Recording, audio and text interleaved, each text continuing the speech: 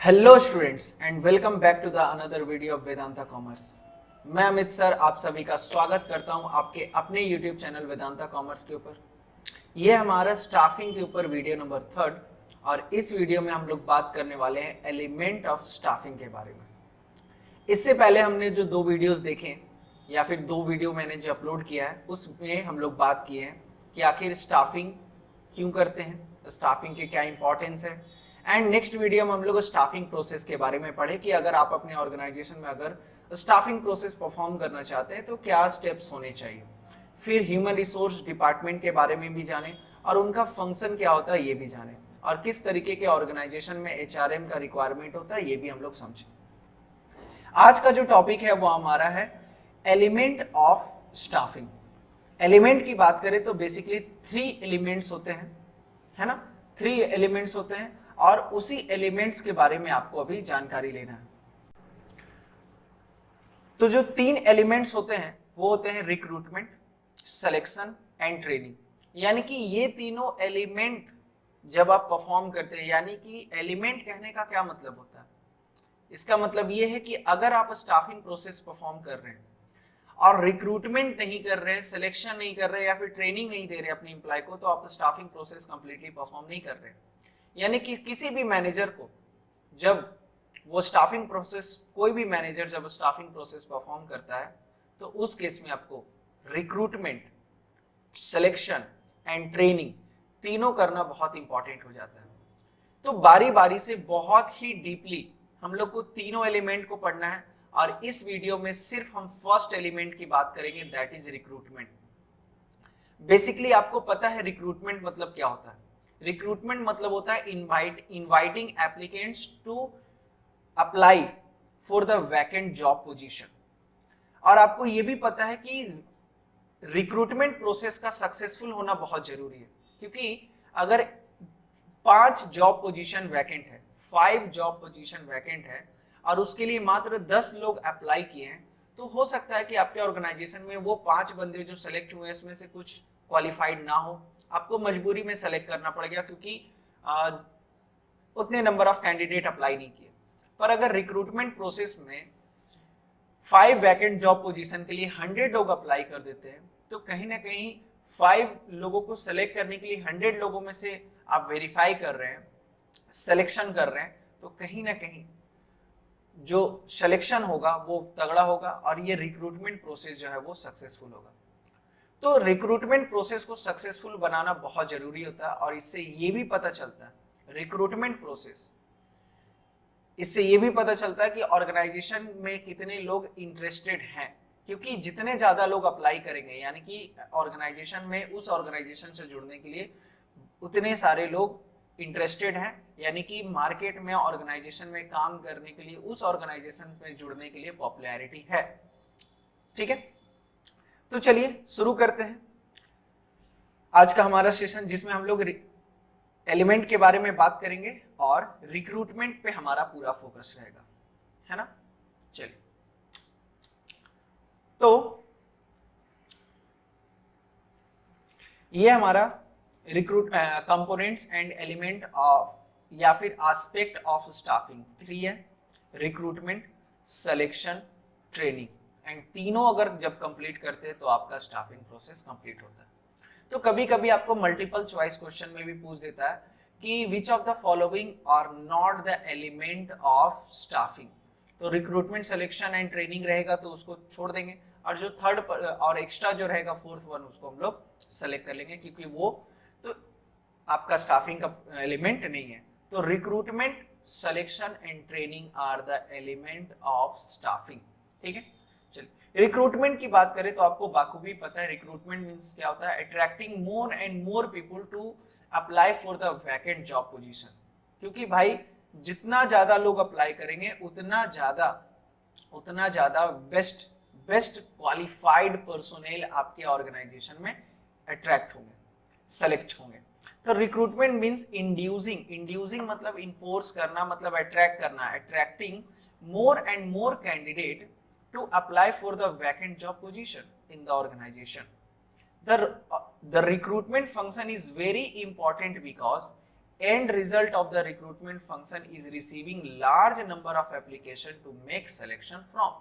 large number of जब तक recruitment जब तक लोग नहीं अप्लाई करेंगे तब तक आपको सिलेक्शन करने में कहीं ना कहीं प्रॉब्लम होगा। अब नेक्स्ट बात करें तो रिक्रूटमेंट करने का दो प्रोसेस होता है। रिक्रूटमेंट मतलब जॉब पोजीशन खाली है उसमें आप एम्प्लॉय को पुट करना चाहते हैं, तो इसके दो तरीके होते हैं, या तो आप इंटरनली करेंगे या तो आप एक्सटर्नली करेंगे। अगर इंटरनली कह रहे कहने का मतलब एग्जिस्टिंग एम्प्लॉय को ही ट्रांसफर कर दिए, प्रमोशन कर दिए। जैसे होता है कि मैनेजर का जॉब खाली है तो क्या किए, सुपरवाइजर जो 10 साल से काम कर रहा था, बेस्ट पॉसिबल मैनर में काम कर रहा था, उसी को वो जॉब पोजीशन हम लोगों ने दे दिया। तो कहीं ना कहीं इससे फायदा क्या है, बहुत सारे फायदे हैं। तो हम लोग रिक्रूटमेंट के दो प्रोसेस के बारे में पढ़ेंगे, that is internal recruitment and external recruitment. और इंटरनल के एडवांटेज और डिसएडवांटेज की बात करेंगे और एक्सटर्नल के भी एडवांटेज एंड डिसएडवांटेज की बात करेंगे। और इंटरनल रिक्रूटमेंट का मेथड और एक्सटर्नल रिक्रूटमेंट का मेथड तीनों पढ़ेंगे। कहने का मतलब रिक्रूटमेंट का दो तरीका है, इंटरनल चाहे एक्सटर्नल। इंटरनल मतलब एग्जिस्टिंग एम्प्लॉय को ही ट्रांसफर दे दिए, जो ऑर्गेनाइजेशन में ऑलरेडी काम कर रहा है उसी को ट्रांसफर दे दिए या फिर प्रमोशन दे दिए। दूसरा होता है एक्सटर्नल, मतलब बाहर के लोगों को अट्रैक्ट किए। अब इंटरनल का एडवांटेज, डिसएडवांटेज और मेथड, और एक्सटर्नल का एडवांटेज, डिसएडवांटेज एंड मेथड तीनों आपको दिखना, ठीक है। तो चलिए शुरू करते हैं।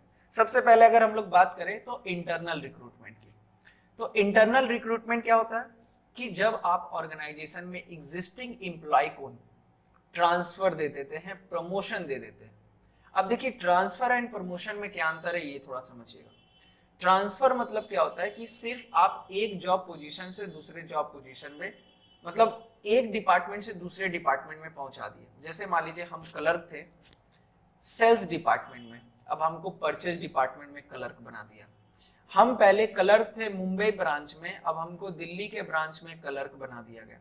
तो आप यहाँ पर देख रहे हो जॉब पोजीशन वही है, काम भी वही है, डेजिग्नेशन भी वही है, सैलरी भी वही है, बस लोकेशन चेंज हो गया काम करने का। इसको कहेंगे ट्रांसफर।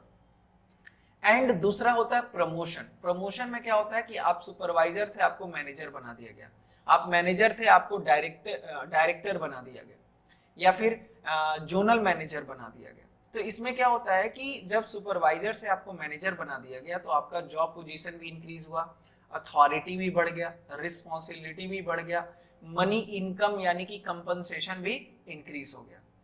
तो इंटरनल रिक्रूटमेंट का फायदा क्या है, सबसे पहले एडवांटेज, तो इट इज इकोनॉमिकल। इकोनॉमिकल क्यों बोल रहा है, क्योंकि भाई आप एग्जिस्टिंग एम्प्लॉय को ही ट्रांसफर कर रहे हैं या फिर प्रमोट कर रहे हैं, है ना। तो इससे फायदा क्या है कि आपको नए एम्प्लॉय को अट्रैक्ट करने के लिए एडवर्टीजमेंट या फिर सिलेक्शन प्रोसेस परफॉर्म नहीं करना पड़ा। मेरा जो बंदा मुंबई में काम करता था, दिल्ली में लोगों का कमी था, हम दिल्ली पहुंचा दिए उसको, दिल्ली में अब वो काम कर रहा है। तो कहीं ना कहीं नए एम्प्लॉय को सेलेक्ट करने में जो खर्च होता है वो सब चीज नहीं होता है। It motivate the existing employee. अगर आप प्रमोट कर रहे हैं तो कहीं ना कहीं एग्जिस्टिंग एम्प्लॉय को क्या करेगा, मोटिवेट करेगा कि भाई चलो बहुत अच्छी बात है, ऑर्गेनाइजेशन में अगर हम अच्छा काम करते हैं तो सुपरवाइजर से मैनेजर और मैनेजर से डायरेक्टर बना दिया जाता है। तो कहीं ना कहीं एग्जिस्टिंग एम्प्लॉय को मोटिवेट करेगा। Less amount spent on training. Training में भी खर्च करने का जरूरत नहीं है। क्यों नहीं खर्च करने का जरूरत है, क्योंकि ऑर्गेनाइजेशन में ऑलरेडी वो काम कर रहा है, ऑर्गेनाइजेशन के काम करने का तरीका उसको पता है, ऑर्गेनाइजेशन का वे ऑफ डूइंग बिजनेस पता है, ऑर्गेनाइजेशन किस तरीके का काम करती है, सब कुछ अगर पता है उसको, तो उस केस में एग्जिस्टिंग एम्प्लॉय को, जैसे कोई सुपरवाइजर मैनेजर के अंडर में काम कर रहा है, तो मैनेजर अगर उस सुपरवाइजर को बना दिया जाता है तो कहीं ना कहीं उस सुपरवाइजर को पता है कि वो मैनेजर क्या काम करता था, है ना। सुपरवाइजर उसको डेली बेसिस पे वॉच कर रहा है कि वो मैनेजर क्या क्या एक्टिविटी परफॉर्म करता है, किस लेवल का टास्क परफॉर्म करता है। तो कहीं ना कहीं से फायदा क्या होगा कि ऑर्गेनाइजेशन में उसको एक्स्ट्रा ट्रेनिंग देने का जरूरत नहीं पड़ेगा। ये भी कहीं ना कहीं इकोनॉमिकल की ओर ही जाता है ना। Next, the employee are already familiar with the rules and regulation. और जाहिर सी बात है एम्प्लॉय जो है वो ऑर्गेनाइजेशन के रूल्स एंड रेगुलेशन से फैमिलियर होगा, है ना, क्योंकि उसको ऑलरेडी वो 10 साल 5 साल से काम कर रहा है, तो वो ऑर्गेनाइजेशन के सारे रूल्स एंड रेगुलेशन उनको पता है। ड्रॉबैक की बात करें तो सबसे पहला ड्रॉबैक मतलब डिमेरिट, कि भाई no fresh talent, no new idea will come in the organization. Organization में फ्रेश टैलेंट नहीं आ पाता, मतलब आप एग्जिस्टिंग एम्प्लॉय को ही ट्रांसफर कर दिए, प्रमोट कर दिए, तो हो सकता है एग्जिस्टिंग एम्प्लॉय अपना पुराना आइडिया, पुराना मेथड के साथ काम करे, मगर कोई नया एम्प्लॉय आता है तो वो नया टेक्नोलॉजी का एजुकेशन लेके न्यू मेथड के तरीके से एक कंपटीशन का भावना जनरेट करता है। मगर एक डिमेरिट क्या है कि आपके ऑर्गेनाइजेशन में फ्रेश टैलेंट या फिर न्यू आइडिया नहीं आता। There will be limited choice. Limited choice कहने का मतलब होता है कि एग्जिस्टिंग एम्प्लॉय में ही आपको प्रमोट करना है, ट्रांसफर करना है। तो जरूरी नहीं है कि आपके ऑर्गेनाइजेशन में 100 लोग ऐसे हैं जो प्रमोशन के लायक हैं, कहीं ना कहीं 4 से 5, 6, 7 एम्प्लॉय होंगे और उसी में से सेलेक्ट करना है। तो लिमिटेड चॉइस होता है, कहने का मतलब जैसे अगर हम मैनेजर का पोस्ट वैकेंट है और हम एक्सटर्नली बाहर के लोगों को इनवाइट कर रहे हैं तो हो सकता है कि 100 लोग अप्लाई कर दें, मगर चूंकि हम इंटरनली सेलेक्ट कर रहे हैं तो हो सकता है कि मेरे ऑर्गेनाइजेशन में ऐसे 5 ही एम्प्लॉय हैं जो प्रमोशन के लायक है, तो हम 5 में से ही सेलेक्ट करेंगे। तो कहाँ 100 में से सेलेक्ट करते, कहाँ 5 में से। अगर एक्सटर्नली सेलेक्ट करते तो 100 लोगों में से सेलेक्ट करते और इंटरनली में हमको 5 लोगों में से सेलेक्ट करना है, तो चॉइस जो है वो क्या हो जाता है, लिमिटेड होता था। Not suitable for new organization. New organization के लिए सुटेबल नहीं है। क्यों नहीं है? क्योंकि भाई प्रमोशन कब होता है और ट्रांसफर कब होता है? जब आप अच्छा काम करते हैं तब आपका प्रमोशन या फिर ट्रांसफर होता है। मगर कोई अगर न्यू ऑर्गेनाइजेशन है तो काम पहले एम्प्लॉय करेगा तब ना उसका प्रमोशन होगा। तो नए तरीके का ऑर्गेनाइजेशन में इंटरनल रिक्रूटमेंट नहीं होता, क्योंकि वहां नया ऑर्गेनाइजेशन में सारे एम्प्लॉय तो नए ही है। तो जब नया एम्प्लॉय सब है तो उस केस में उसको इंटरनल रिक्रूटमेंट प्रोसेस वो परफॉर्म नहीं कर सकता है किसी भी जॉब पोजीशन को फिल करने के लिए।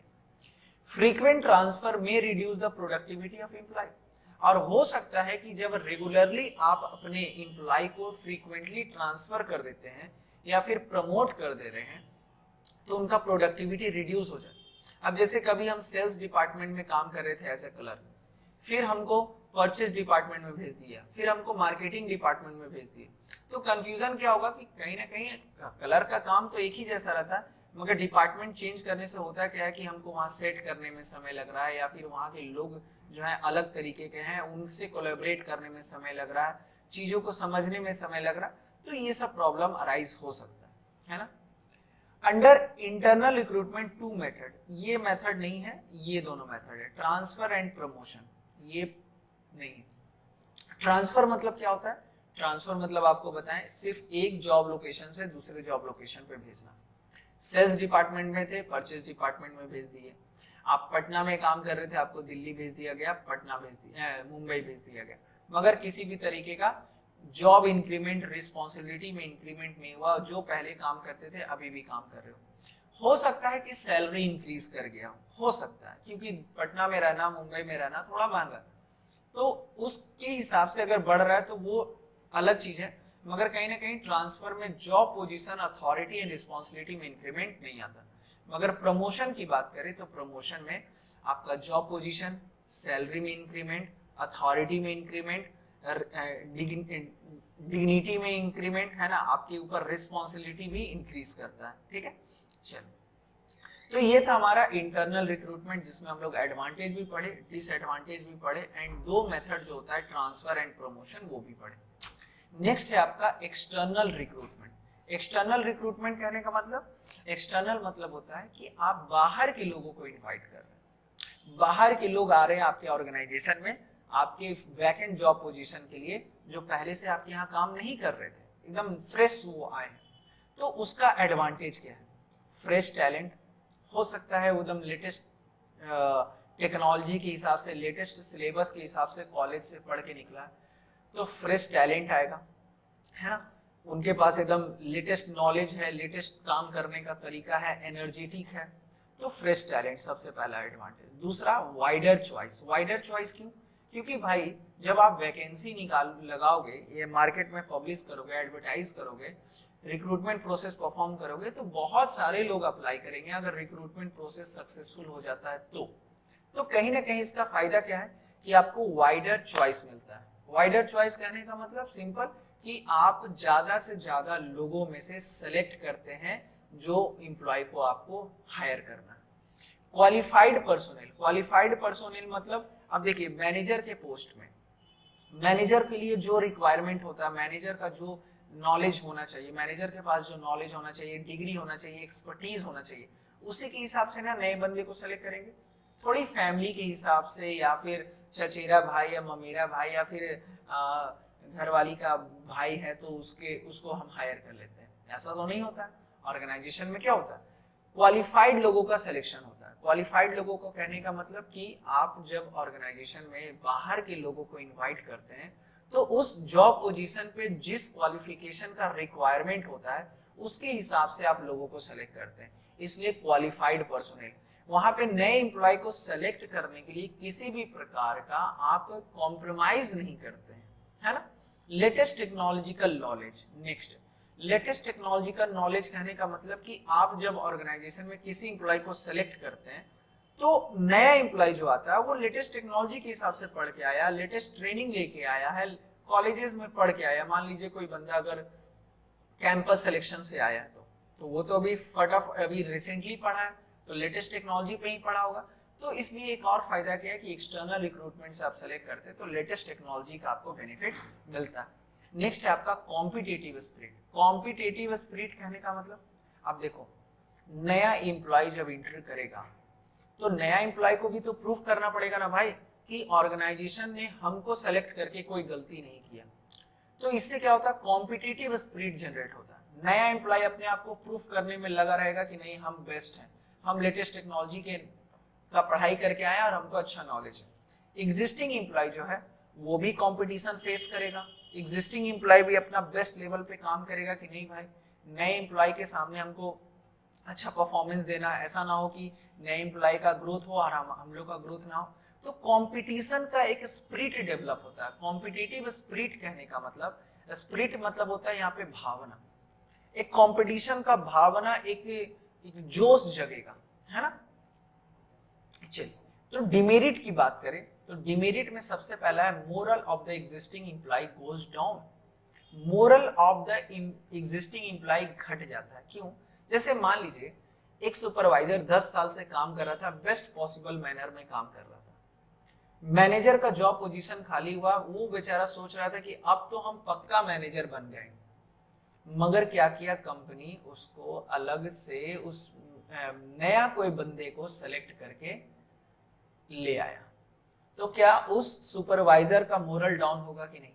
वो कहेगा वाह 10 साल से हम काम किए, बेस्ट पॉसिबल मैनर में काम किए और अच्छा सिला दिया तूने मेरे काम का, है ना। हम इतना काम किए, इतना डिवोशन के साथ काम किए और यही सिला, क्या ये चलेगा? कभी नहीं चलेगा, है ना।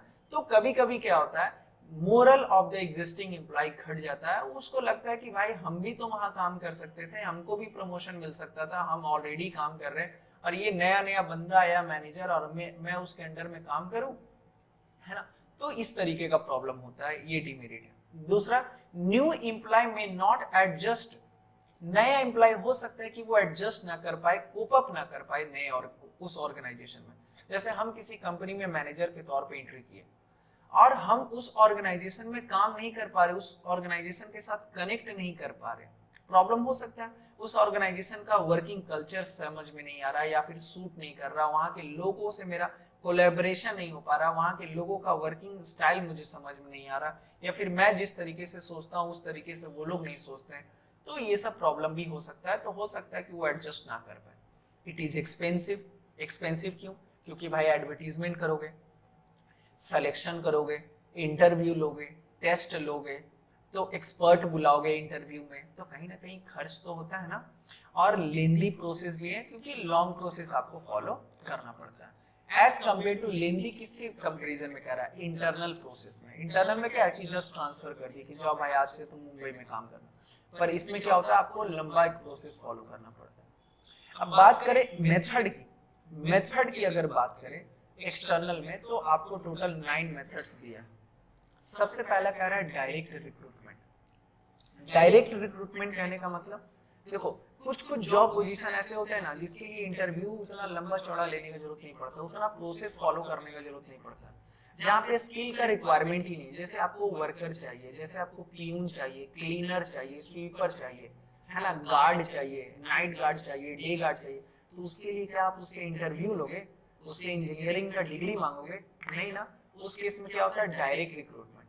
हाँ, कोई बंदा आया, सर हम प्यून बनना चाहते हैं, ठीक है, कितना साल से काम कर रहे हो, कहाँ पहले काम करते थे, क्यों छोड़े, बैकग्राउंड थोड़ा बहुत जान लिए, चलो सिलेक्शन हो गया। तो ये जो है वो उस जॉब पोजीशन के लिए होता है डायरेक्ट रिक्रूटमेंट, जहां पर स्किल का requirement, skill is not required, skill is not required है, जहां पे स्किल का रिक्वायरमेंट नहीं है वहां पे क्या करते हैं, डायरेक्ट रिक्रूटमेंट करते हैं, जैसे कि प्यून का, स्वीपर का, क्लीनर का। कैजुअल कॉलर, कैजुअल कॉलर क्या होता है? कैजुअल कॉलर कहने का मतलब कि जब आप ऑर्गेनाइजेशन में, जैसे क्या होता है ना कि बहुत सारे लोग जॉब सीकर जो होते हैं, जो जॉब सीकर रहते हैं, कंपनी में ऐसे ही अपना रिज्यूम डाल देते हैं। जैसे मान लीजिए मैं क्वालिफाइड हूँ और हम क्या किए, हमको किसी स्कूल में पढ़ाना था या फिर किसी कॉलेज में जुड़ना था, मेरे पास क्वालिफिकेशन है, यूजीसी नेट क्वालिफाइड है, तो हम कॉलेज में पढ़ा सकते हैं। हम क्या किए कि किसी भी कॉलेज में, बहुत सारे कॉलेजेस में जाके अपना रिज्यूम फॉरवर्ड कर दिए। जॉब पोजीशन है कि नहीं है छोड़ो, हम रिज्यूम फॉरवर्ड कर दिए।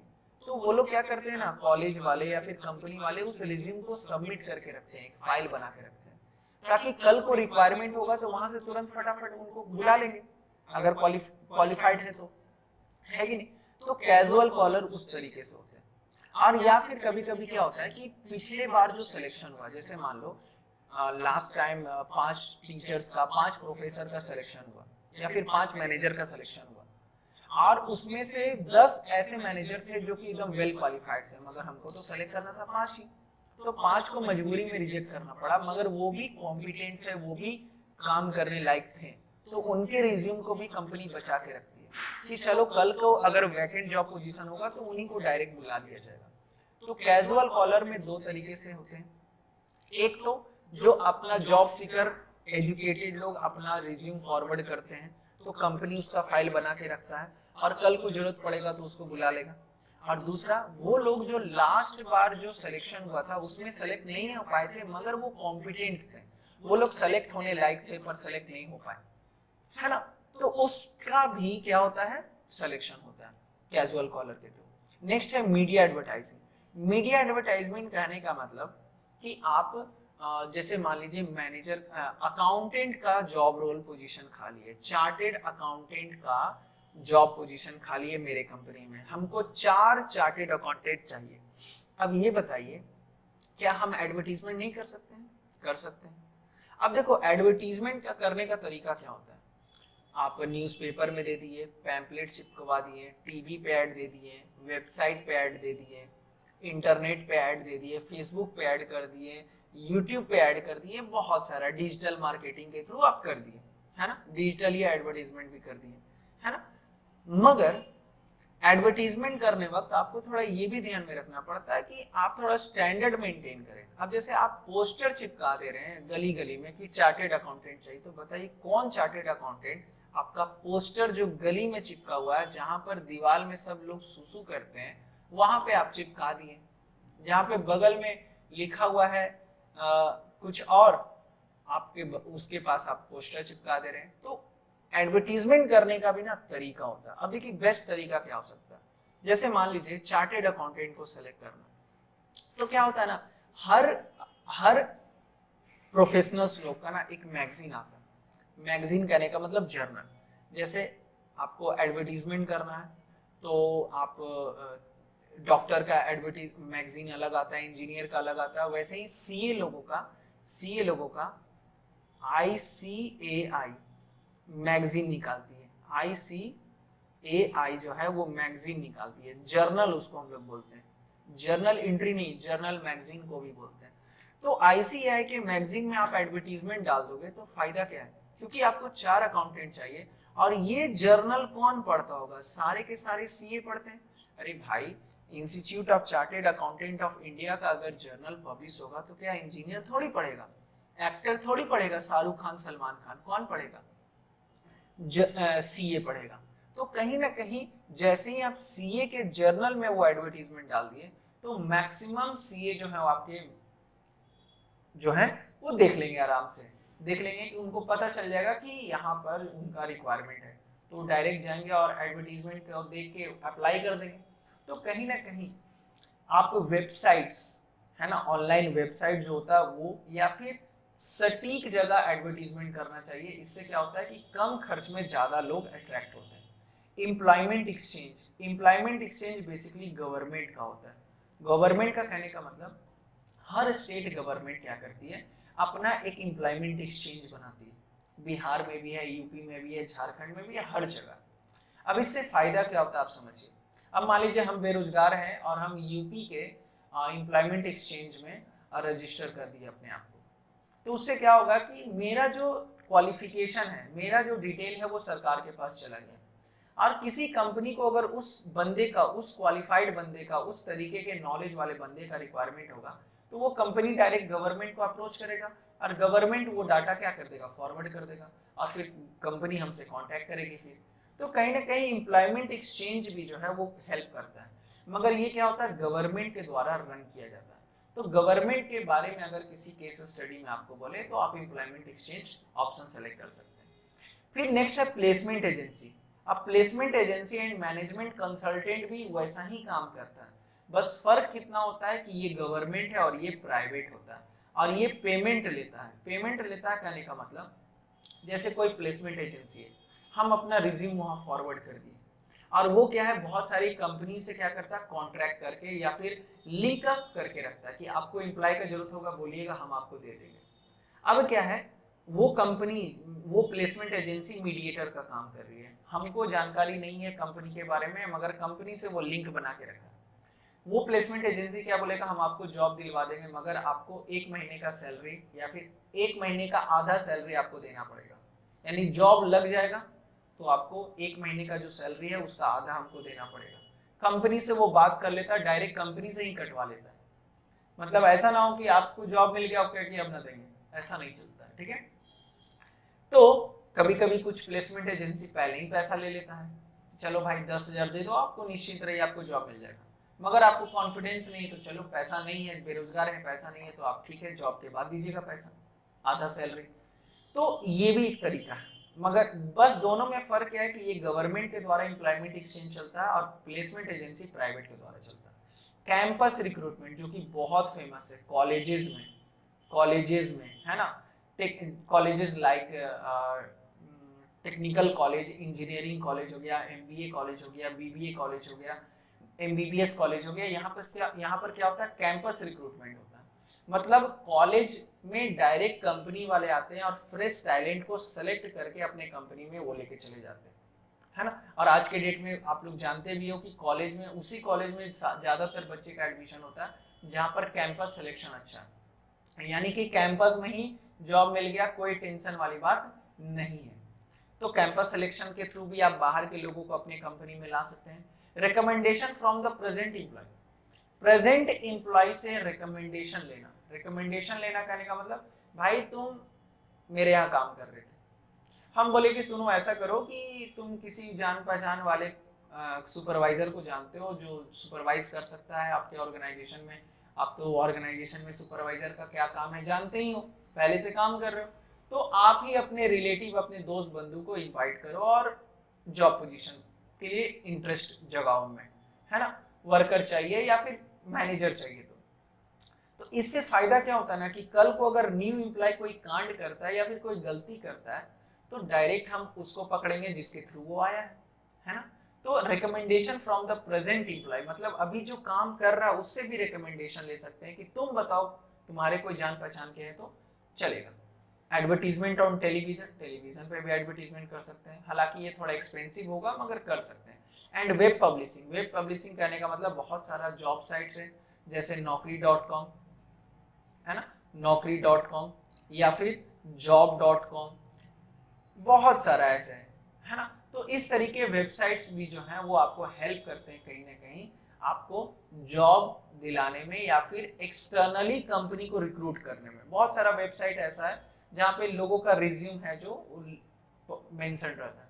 तो बस अगर हमको अपने कंपनी के लिए मैनेजर चाहिए तो हम क्या करेंगे, और उस वेबसाइट पे जाके प्रोफाइल चेक करेंगे लोगों का और वहीं से उनको इनवाइट करेंगे कि आइए आप मेरे कंपनी में अप्लाई करिए। ठीक है, तो आई होप कि आपको ये वीडियो समझ में आया होगा, है ना। तो आज के इस वीडियो में बस इतना ही, मिलते हैं नेक्स्ट वीडियो में और आगे हम लोग चर्चा करेंगे। अगर आई होप कि आपको सारी बातें समझ में आई होंगी अच्छे से। अगर अच्छा लगा, अगर समझ में आया तो आप इस वीडियो को अपने दोस्तों के साथ शेयर करें, लाइक करें, शेयर करें, कमेंट करें, और भाई सब्सक्राइब करना तो बनता है यार, है ना। तो जल्दी से सब्सक्राइब करें अगर अभी तक आपने सब्सक्राइब नहीं किया, और अपने दोस्तों तक जरूर पहुंचाए, वायरल कर दे इस वीडियो को ताकि उनको भी बेनिफिट मिल सके। Till then, thank you so much, bye bye, take care, मिलते हैं नेक्स्ट वीडियो में।